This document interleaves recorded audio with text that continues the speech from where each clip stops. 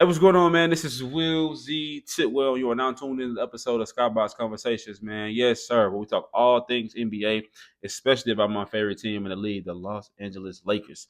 LeBron James. Yes, sir. Man, I got so many different topics we're gonna talk about, so many headlines to cover, man, from latest injuries to some stewing headlines, some people, some franchise players maybe be leaving their franchises soon. Like, it's a lot of different things going on, man. Talking about Wemby a little bit. Some real cool stuff to talk about. But we gotta start with the Lakers, man. And we'll talk a little bit about our game tonight when we're gonna be in Toronto, man. Should be able to get that win. I'm not gonna say it's gonna be easy per se, but I think that when it comes to the keys to success for that game, we just can't come out and give them life. We can't come out and let them have any slither of hope that they can beat us. You see what I'm saying? And as long as we don't do that, I think we're going to be fine. They got one win, bro. They got one win, and that's against a Paul George list and an Embiid list 76ers team. No way they should beat us. No way they should beat us. And we're gonna talk about them too later. Like, we're gonna get to them in a minute later on in the show. But yeah, like they can't hang with us. You know what I'm saying? We're a better team. But let me say this about the NBA and what I've noticed about the NBA. A 20 and 30 point lead is nothing anymore. The way people shoot the three, how many shots people are getting up from the three now, kind of modeling after that Celtics offense.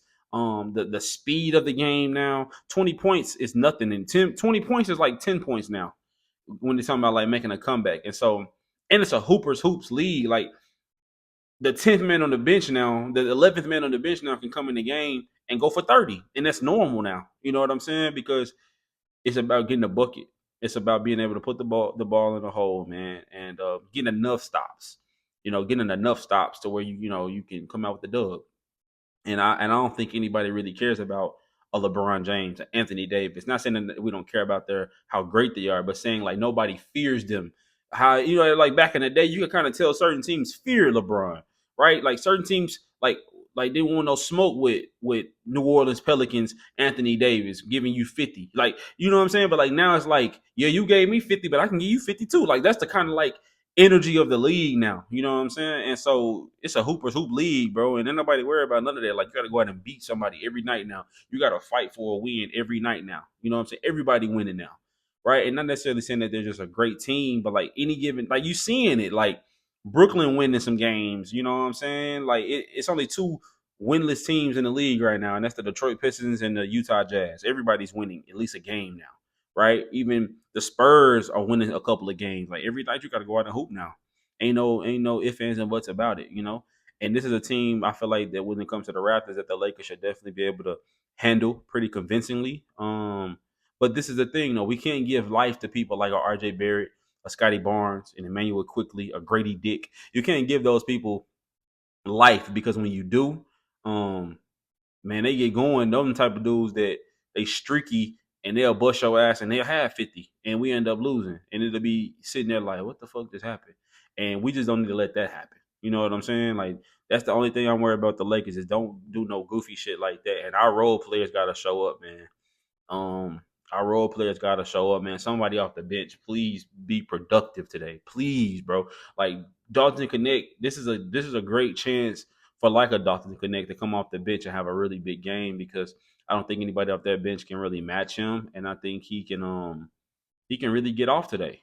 You know what I'm saying? Like, I think he can really get off. AD gonna do AD things. I think nobody definitely can contain him on that team. Scotty Barnes gonna try to do what he do with LeBron, whatever. But you know, I'm I'm not too worried about this game. It's just a matter of what type of energy and focus we come out with. That's going to determine everything for us. You know what I'm saying? So I think those are some of the keys to the success for us tonight. Now, just on the more of a back office admin type of thing when it comes to the Lakers, as you guys know, man, Jalen Hood-Schifino, man, we denied his contract, the final year of his contract, which means he will be a free agent going into next season. Now, what does that mean for us? We already were over the cap. I'm not going to get into much of the business. This show is not really to discuss so much the business side of it. So I'm only going to go into that from the shallow end. It's not really my lane. I just know hoops. But that means that we were already over the cap. We're already going over the cap. But with us declining that, it's going to give us a little flexibility going into next summer, which is a good thing. We can make some moves, man. and hopefully we're able to make some moves before the trade deadline this year. Hell, so that is um, a plus.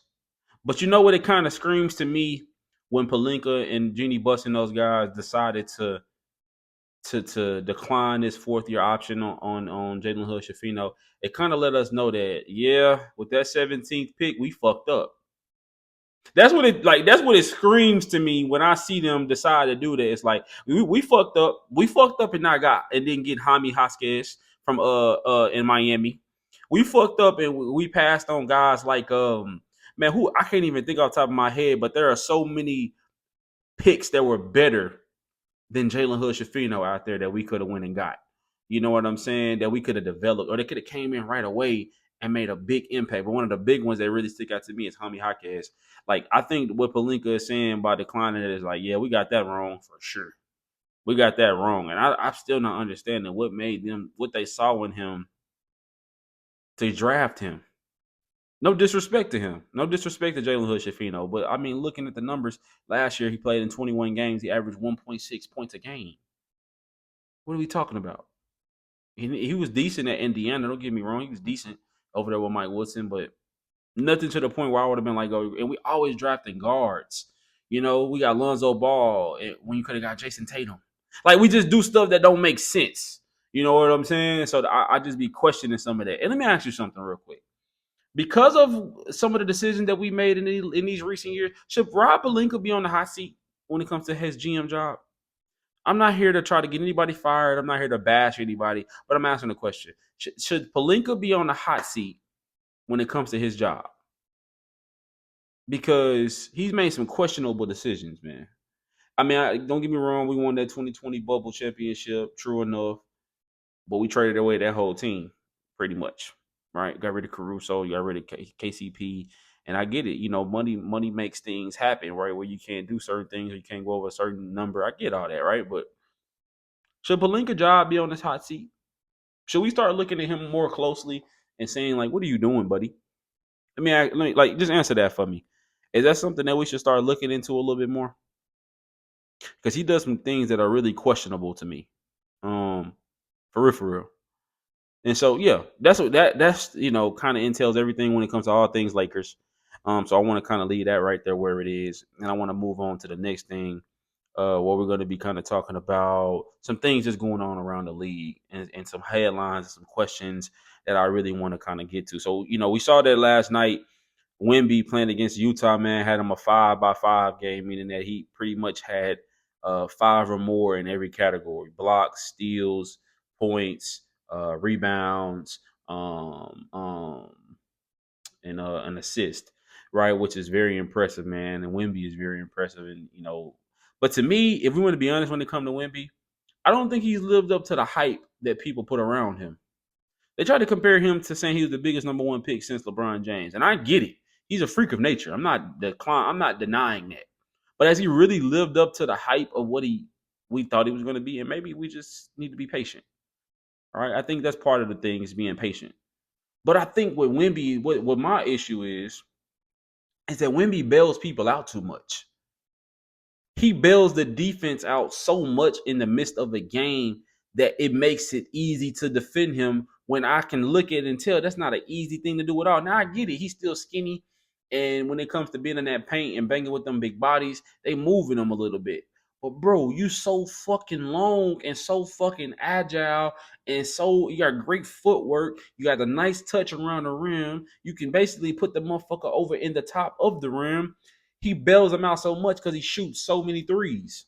He shoots so many jump shots. Where I'm like, bro, I get it. You got a jump shot at 7'6", 7'3". I get it.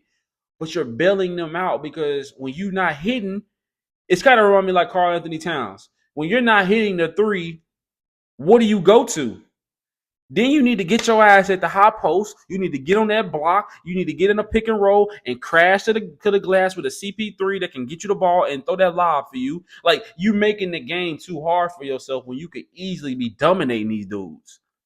You can go right over the top of a lot of these dudes. And so that's what I mean when I say he builds a lot of defenses. And I think he hasn't lived up to the hype, not because he's not good or not because he's not going to be a legend of the game. I don't think that's the case. I think he will be. He's gonna figure it out. Like, I'm just bigger and better than you. When he figures that out, then it's gonna be scary for people. But I think right now he bails them out and he makes the game easier on the defense when he's shooting all of those threes. Again, kind of like a Karl Anthony Towns does sometimes.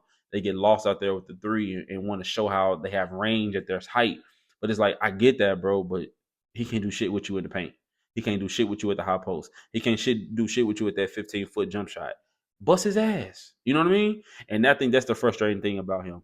But I think he's gonna live up to the hype, though. I do. I'm not gonna sit here and lie and say I don't think that. I do. I think he's gonna be just fine. But yeah, man, on to the next thing. Are the Nuggets, are the Denver Nuggets wasting what's left of Jokic's prime? I do think the Denver Nuggets front office have made some questionable decisions in the last couple of seasons, because it's kind of like, once they won that championship, that team was so good. That team was good as fuck. That Bruce Brown, Jamal Murray in all-star form, Jokic at all-star MVP form, KCP, sharpshooter 3-and-D guy, Michael Porter shooting the piss out the ball, Aaron Gordon being a great, a great glue guy, a great energy guy, a great rebounder, a great defender. And who else they had on that team, man? You had a great bench. Like, they were so deep and so good. And then Michael Malone is a great coach. And for them to blow that all up was very questionable to me. You let Bruce Brown grow. That was questionable. You let KCP go. Definitely questionable. You're starting. That was super questionable to me. I didn't understand that at all. Now you have no shooting, and now the spacing is poor. And you were hoping that this 2-man game with Jamal Murray and Jokic was going to go, when clearly Jamal Murray is showing you that something isn't right with him. I'm not gonna say he's not good now, because that'd be crazy. And watch, when he play the Lakers, he's gonna go for like 50. But something is going on where Murray is not the same guy right now. He's like a half a step slower. He's not as explosive. It's like he kind of playing scared out there, right? Like, he kind of scared he's gonna hurt something, or maybe he's like playing through pain. I'm not quite sure. I can't speak for him. But that connection between them two that was so unstoppable just 2 years ago looks normal now. They in these first couple of games, and it's early, right? It's very early. But in these first couple of games, they've struggled with teams that they would normally beat the shit out of, right? You went to overtime with Brooklyn, right, and barely beat them. Jokic had to do a superhero game to beat them. He had to have like 44 and something the other day to beat whoever that was. Like, so those games are very, very questionable to me. And their team is very questionable. And I think that their front office have made some mistakes. Letting KCP go was crazy. Letting Bruce Brown go was crazy. You gave Aaron Gordon his money, which was smart, because that would have been crazy. And I think what they're saying is that we can develop our young guys, but if you're trying to win right now and maximize Jokic's prime, I think you are wasting it by being so focused on developing young guys that you don't keep your core. That was very questionable. And so, yeah, I think they are wasting his prime. And if they're not careful and they don't make some moves of their own, Denver might not even make the playoffs this year. I kind of want to talk a little bit more about what's going on in the East a little bit, because I want to ask you a real question. What is the Knicks' realistic ceiling if you get Cat playing at All-Star level? Because if you see the other night, man, he had a 40 ball. He looked comfortable. He wasn't living and dying by the three like he's been known to do in the past. He was mixing it up, and I think also some of that was coaching. I think Tibbs put him in some positions to be successful, where in that pick and roll he made him dive instead of just popping all the time. He made him get to the rack. He made him get post up. He made him like be kind of what he was at Kentucky, where he was a bruiser a little bit. Like, he bust your ass in the paint. You know what I'm saying? He really developed that jump shot and became that type of shooter once he got to the league. He wasn't doing all of that back in his Kentucky days. I think and Tibbs made him go back to what he came from and said and still be a great shooter. And somebody made a great point on NBA Today, I think it was Big Perk, is that what people don't understand, maybe it was Richard Jefferson. What people don't understand is that once you start seeing that ball going around from the 15-footer, from the layup, from the floater, from the quick dunk, like, then the rim becomes so big. Now you're three falling, and now you're almost unguardable in a way because the defense is you have to keep the defense honest, and they don't know what to do with you. They don't know whether to press up on you and make you drive. They don't know whether to sag off. They don't know whether to switch. They don't know whether to drop coverage. Like it, there now the defense is in shambles because how do you stop that when he get it going? Therefore, had a 40 ball, right? And so what is their realistic ceiling if Cat is at an all-star level? Jalen Brunson is doing Jalen Brunson things. You got Anunoby and Mikal Bridges there for, defensive reasons, but they also can go score. You got to get healthy, of course, and get Precious Achua back and get Mitchell Robinson back and get those pieces. I really wish they would have kept DiVincenzo. I think that would have been a great piece for them coming off the bench. But Isaac McBride has been hooping too. But what is a realistic ceiling? I think that they can make it to. I think if Cat is playing at an all-star level and doing what he did the other night in that 40-point game, even if he ain't necessarily having 40, but if he can give them 25 and 12, all right, 27 and 12, space the floor. Jalen Brunson is collapsing the defense and kicking, and they in a two-man game and things of that. If they can do that, I think the Knicks, bare minimum, can go to the Eastern Conference Finals.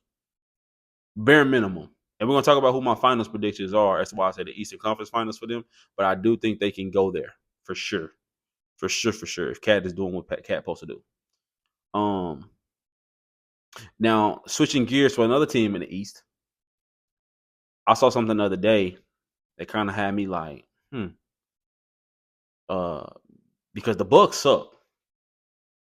The Bucks got their ass whooped last night by Memphis. The Bucks suck, and Giannis look unhappy, and they can't guard a cone. I mean, I saw one play. Somebody from Memphis got straight to the rack for a wide open layup, pretty much. And so let me ask you a question. There are rumblings that Giannis may leave the Bucks, and they said teams that he's interested in are teams like the Miami Heat, the New York Knicks. Or they said not the Knicks, the Brooklyn Nets, which I don't know why the fuck he would want to go there, and things of that nature. Do you think Giannis will really lead the Bucks? It's almost hard to see him in another jersey because he's such a loyal person. But I don't blame him though, man. I feel like their front office has done so many questionable things as well, kind of along the lines of Denver. Again, I get it, cap space, right? Trying to get other assets. Maybe other things weren't working, but you let go of Drew Holiday. You fire Adrian Griffin for Doc, and Doc has done a terrible job. You got rid of Chris Middleton has been super unhealthy, which is not really the front office fault, but he's been unhealthy. He hasn't been who he was, or even able to be on the court really. Like they've done so many questionable things. It's kind of like, what are they doing? And I think Giannis is starting to get pissed off with that. You let go of PJ Tucker and you don't bring in anybody to replace him with that type of defensive prowess. And you saw that was a formula for success to win in the past. And you don't think to replace that. Then you get rid of your other defensive guy, Drew Holiday. And you don't think to replace that. And I get it, you did it for Dame, but you still should have known, like, I need to go get me some wings that can defend. I need to go get me some two-way guys that can defend at a high level because that's one of their biggest problems. They can't stop anybody. They play too slow, and they can't stop anybody. And even though Giannis going off, I never was saying Giannis sucked when I said the other day Giannis part of the problem. But I think in that offense with that team, they already play so slow, and then they can't defend anybody either. So when they're playing that slow and they miss, their transition is so terrible, or their point of attack defense is so terrible. Whoever John Morant was cooking their ass, and nobody could do anything with him. He was toying with them. You know what I mean? And so I do think there's a real possibility that Giannis could leave the Bucks and go elsewhere this year. Now, I don't know about him going to Miami or New York, like some of the rumblings that I was hearing, just from different reports. But I do think a system like Miami could work for him, and it would be dope to see him with like a Bam Adebayo, because I think they'll end up trading Jimmy after this year. Miami will, so they'll have a cap space to go get a guy like him. Like a Giannis. And Dame wanted to go to Miami in the beginning. So what if Dame end up forcing his way out of there too and getting to Miami with Giannis, and they go with Bam? Oh my God. And they keep Bam? If they can keep Bam, bro, you can get Tyler Hero. You can have Tyler Hero and let me keep Hami Jaquez, and you give me Bam, and you give me Giannis, and you give me Dame with Eric Spoelstra. Sheesh. That's a hell of a team. That's a hell of a team. But yeah, man, what does that Orlando team look like without Paulo in the lineup, man? With a Jonathan Isaac at the starting four position, I think at best, man, they can be like a lottery team. They might go back to being a lottery team just that fast without him in the lineup. That's how good he is, and that's how much of a impact I think and imprint he brings on that team, and I go as far as he takes them. And so I'm really, really praying that man Paulo can get back healthy and he can come back out there soon, um, and continue to show him why he was a number one pick and get his team back to the playoffs, man. Because they were really, really good and fun to watch, and he was making Orlando relevant again. So hopefully he's not out too long, man. Praying for you, Paulo. Praying for you, brother. Next question. When it comes to talking about injuries, why the fuck can't the Pelicans stay healthy? Now they talking about McCollum and Herb Jones gonna be out for some time. Trey Murphy hurt. Dejounte Murray got hurt the first game of the season. And I know you can't, injuries are part of the game, but I think injuries make the NBA suck sometimes. Can we just go ahead and say that?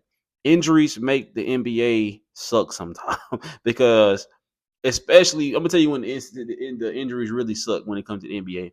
When it's a primetime game, a Friday night, you trying to watch it. It's two of the top teams in the league, but they're so depleted by injuries. It's like I don't even want to watch this no more. That's when injuries really hit the most for teams. It's like, damn, I was looking forward to coming home watching that game, and you can't even watch it for real because I don't know. It's like it's just not the same without those guys in the lineup. You know what I'm saying? And so it sucked to see that the Pelicans once again can't stay healthy, especially when you finally got Zion in a nice tip top shape and he being consistent in playing. And now the guys all around him and Brandon Ingram, the other instrumental pieces that they need to even make a push for the playoffs, are going to be out for a little while. I don't think it's nothing too crucial, right? They'll be back hopefully healthy, by the holidays and everything. But as of right now, it sucks to see them not healthy. And they missing so many key guys. Like I think two or three of them guys are starters, right? McCollum a starter, Herb Jones a starter, and Dejounte Murray. That's your three guards right there. That's crazy. And so yeah, man, damn. Like where could they? Because where could they be if they were able to stay healthy? I think they a top 5 team in the West. Healthy, fully whole, a healthy Zion, a not overweight Zion. That's a healthy team that can go top 5 in the West, easy. Easy. Easy. The Pelicans can be top 5 in the West if those guys are healthy. But you got to get CJ McCollum back healthy. You got to get Herb Jones back healthy. You got to get Dejounte Murray back healthy. You got to get Trey Murphy back healthy. Like, goddamn, they whole team hurt. It's just an unfortunate thing going on down there in New Orleans, man. And I know they president. I know Adrian. No, not Adrian Griffin. His name is slipping my tongue right now, but I know they GM is like, God damn.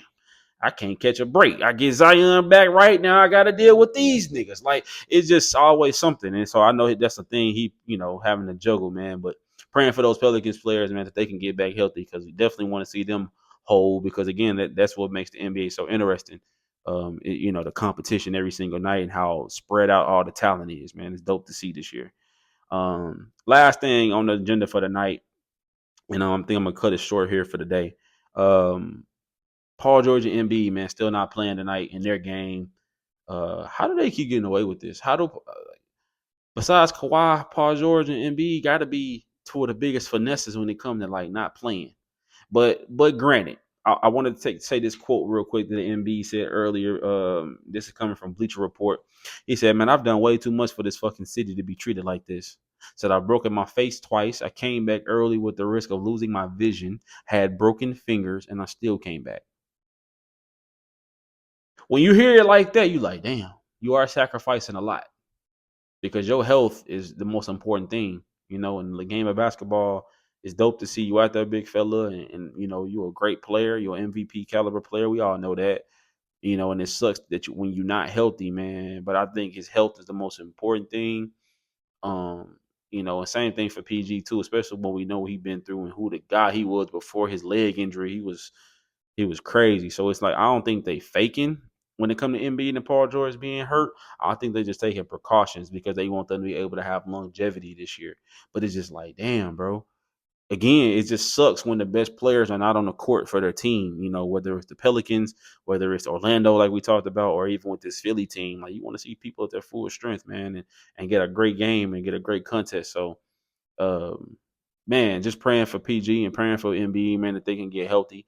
And they can come back and play 65, 70 games, and Philly can be competitive too. Because if you get those two back, then shit, Philly is a top 5 team easily. It's Boston, it's New York, it's Philly, and Boston, New York, Philly, and probably who?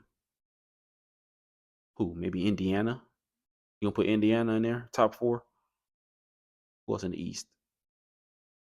Anybody else that really ring a bell? Not really. Yeah, I think them. Yeah, if you can go ahead and get healthy, I think yeah. Orlando, you got to put Orlando in there. They healthy. Miami, I guess. You know, Miami's always in the hunt. Um, yeah, you put for sure. For sure, for the Cavs. Oh, I'm tripping. The Cavs, for sure. The Cavs top 5. That's what it is. It's gonna be Boston, New York, Cleveland, Philly, and the Cavs. For sure. If you can get them healthy, that is definitely, yeah. If all of those teams are healthy, that is who I feel like is that top 5 in the East. You're gonna have Cleveland, Boston, New York, Philly, and in Indiana. Yeah. Yeah. And so I'm eager to see everybody get back, man, because it's no fun watching NBA when everybody not there. That's just what it is. And so, man, I'm gonna wrap it up right there, man.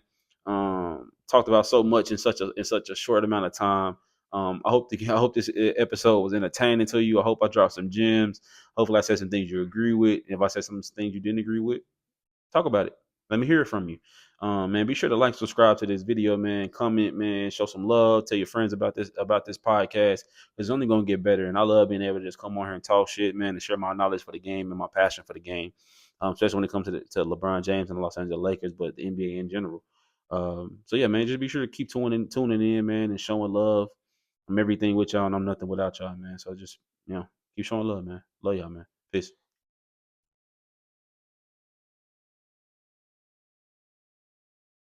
Hey, what's up? This is Will Z Tidwell with Speak Up Z. And I just want to take a quick second just to thank you for tuning in to this latest episode of Speak Up Z, the podcast. And my only goal with this platform is to motivate you, inspire you, and educate you around all things life, business, and mental health, whether it's myself or me bringing on a special guest.